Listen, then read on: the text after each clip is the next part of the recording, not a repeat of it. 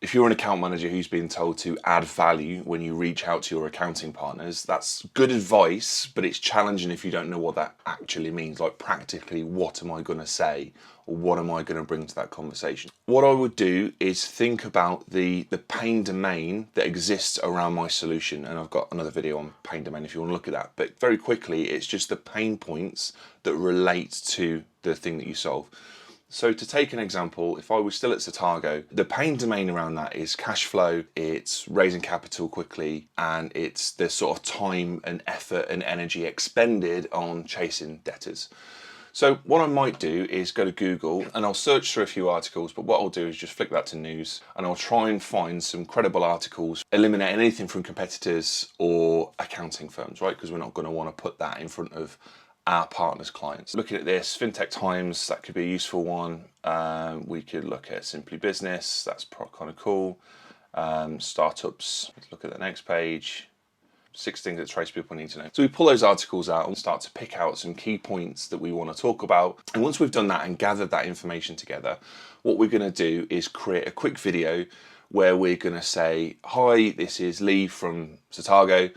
We've partnered with the accounting firm to bring you a few tips and bits of advice that you should be looking out for around cash flow as we get into 2024. And then you just kind of bullet point through. So find the 3 things that you found from the articles, you include the links to them at the bottom, and then sign off with, look, is there anything we can do to help with this? Like, get in touch, we've got loads of tips to share. And what that does is it raises the conversation around cash flow and the sort of domain of things that you can solve. So it's sort of planting seeds in that client base for future conversations. You're simultaneously making that accountant look really, really cool because they're proactively doing things in the background to help their clients look ahead for the future year.